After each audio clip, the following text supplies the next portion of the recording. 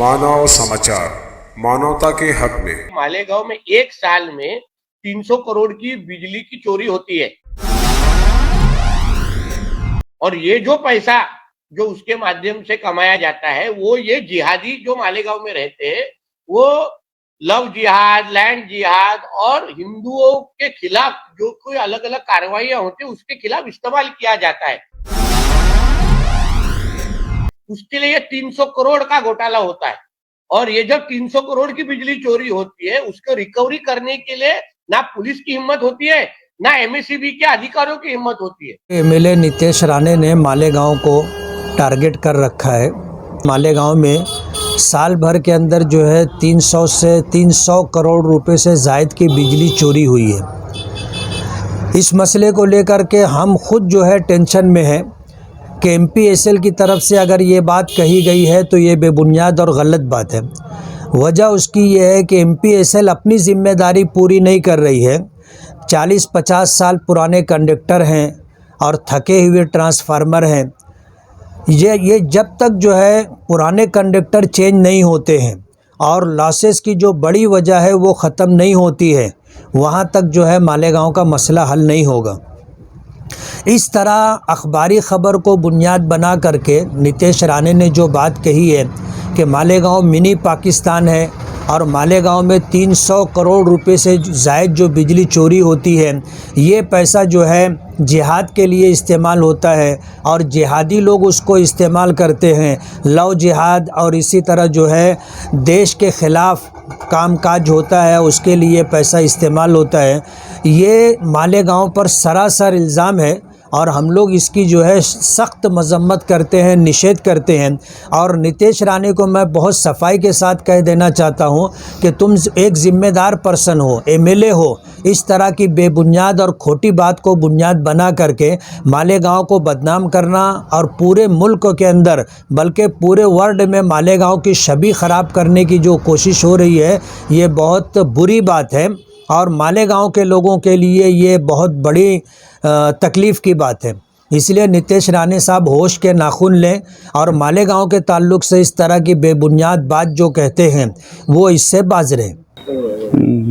महाराष्ट्र में कोमड़ी चोर के 2 बेटे जो हर वक्त मालेगांव शहर को टारगेट करते हैं, खुद चोर हैं और चोरी भी ऐसी किए जो मुर्गी की चोरी करते थे। वहाँ से सियासत में आके आज अरबों खरबों की प्रॉपर्टी जिन्होंने बना लिया, तो क्या इन लोगों ने वो चोरी और भ्रष्टाचार आतंकवाद फैलाने के लिए किया? मालेगांव शहर पे हर वक्त इल्ज़ाम लगाना ये हम इसकी मजम्मत करते हैं।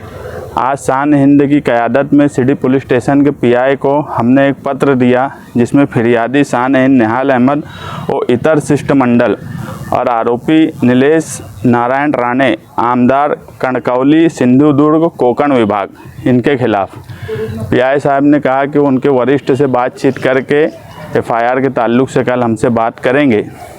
हमारा ये बोलना है कि हर वक्त इस तरह की कार्रवाई करना और इस तरह की बातें करना मालेगांव शहर के ताल्लुक़ से जो गैर मुनासिब है।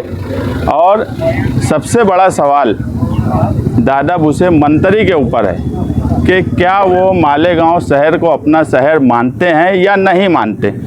उन्होंने स्पष्ट करना चाहिए और क्लियर करना चाहिए कि बार बार वो 2.5 फुट के आमदार का ये बयान कि मालेगांव शहर मिनी पाकिस्तान है और अभी जो बिजली के बारे में बोला गया, हमने जब बिजली की खबर आई उसी वक्त हमने यहाँ जाहिद मौलाना खड़े हैं, हमने डिटेल में बात रखी कि मालेगांव शहर से करोड़ों रुपया जो पेनल्टी और दूसरे दंड लगाने से वसूल किए गए उसका कोई रिपोर्ट नहीं दी जाती और मालेगांव शहर पे जो चोरी का इल्ज़ाम लगाया ये बेबुनियाद है। 7,000 से ज़्यादा केसेस अगर मालेगांव शहर पे हुए हैं तो ये भी एक समझने वाली बात है कि इस शहर पे इतने केसेस हो रहे हैं मैं बोलता हूँ ताल्लुका और दूसरी तरफ जाकर देखें, इनकी हिम्मत है कि किसी के ऊपर केस कर लेने की।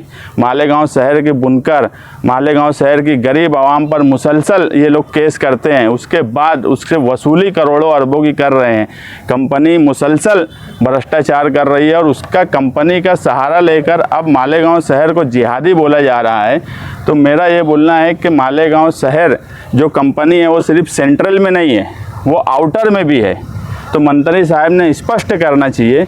और मालेगांव शहर के जो नुमाइंदे हैं, जिनका दादा भुसे से बहुत याराना है, उन्होंने प्रेस कॉन्फ्रेंस लेके दादा भुसे के साथ बैठकर ये बात क्लियर करना चाहिए कि नीलेश राणे का बयान सही है या गलत है। हम उस वक्त मानेंगे, या फिर नुमाइंदे ने सारी पार्टी के लोगों को बुलाना चाहिए, दादा भुसे को बुलाना चाहिए और ये बोलना चाहिए कि या तो दादा भुसे ये बोल दे कि मालेगांव शहर हमारा शहर नहीं है, क्योंकि मालेगांव शहर की अगर बदनामी हो रही है तो मालेगांव शहर में रहने वाले हिंदू मुस्लिम हर शख्स की बदनामी है।